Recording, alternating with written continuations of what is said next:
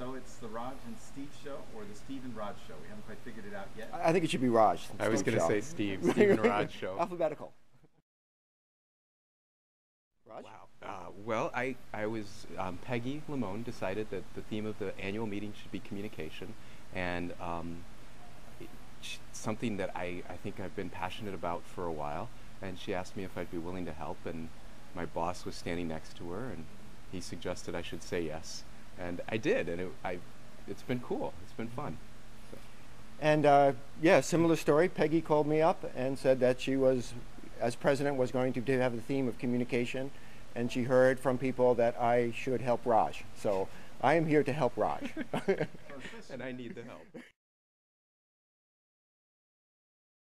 So I could tell you a story. When I was one of the very first AMS symposiums I ever came to, or AMS annual meetings, I went to the education symposium, and one of the first speakers that day was Steve Ackerman. And I remember being absolutely blown away by his excitement, his energy, and the idea that you could be a scientist and care about communicating well and make a career out of it. And so in some ways it's kind of cool or inspiring for me to be able to actually stand next to Steve, in spite of the fact that he's made some poor life choices. And one of which was becoming co-chair with Raj. No, yeah, so I've been involved in a lot of communication activities. We've been doing Weatherfest from the beginning. And that's going on today, so very interested in talking to the public that way. Of course, there's the professional way of communicating, and the student conference today is having the poster sessions as well, so we'll be able to see some of that in action.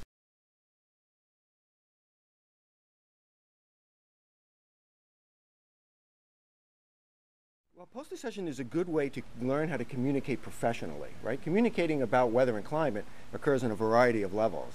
One of those is the public, the other is with peers, and there's got to be a third, right? I think education-wise. Education. And another piece, I think, is that really good communication isn't just about broadcast. So we sometimes think that because we're in this field, and broadcast is one of our sort of modalities of communication. But I think the most effective communication is two ways, and begins with understanding the audience and the person you're talking to. And poster sessions give you an opportunity to actually begin by asking the person you're talking to what they want to know. And Weatherfest is the same way. And I think those kinds of different communications are one of the things we're really trying to highlight in this annual meeting. So the value of listening. Yeah. The importance of what was that? Communicating.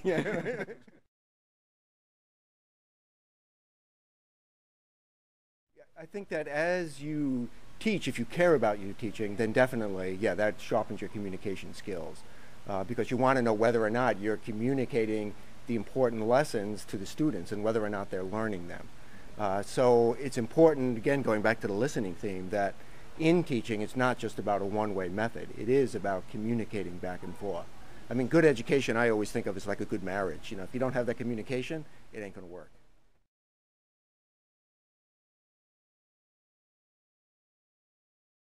When you communicate to your peers, because we're scientists, because we observe the world around us, and then we try and communicate that, and the way we like to communicate it as scientists is through data. That's right. But there are other ways to communicate about weather. And yeah, and that's one of the cool things. So one of the things that happens Monday night is this art exhibit opens, and as you walk up this escalator, you'll see this art on both sides. And one of the things we're exploring is how scientists and other kinds of artists, filmmakers can communicate a message in a very different way. Yesterday I was at the international meeting, and one of the talks there talked about the fact that they did this really cool experiment where they asked people to look at either a story about a little girl, or facts about poverty, or a story and facts. And as the people left the room, they were asked if they wanted to donate, and what they found is the people who read the story donated more than any other group. So the moral of that talk was sort of stories compel, numbers numb. And I think as scientists, we're so used to thinking about numbers and they're compelling to us that we forget that when we step out of our scientific communication, that there may be other ways of communicating that are more effective.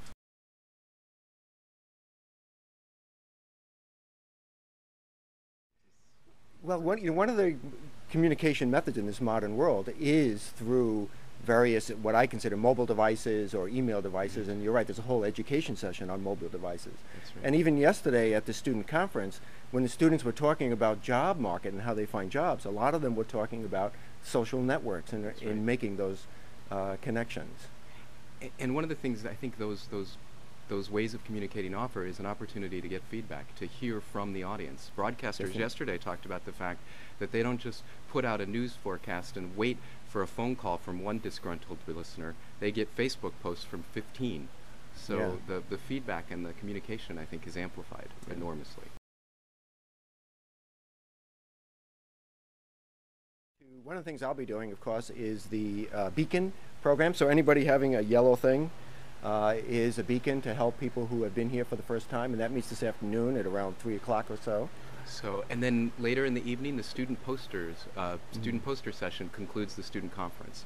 And so there's over 100 posters from students. And I don't know, man, I'm excited to walk around and just see what the next generation of our field looks like.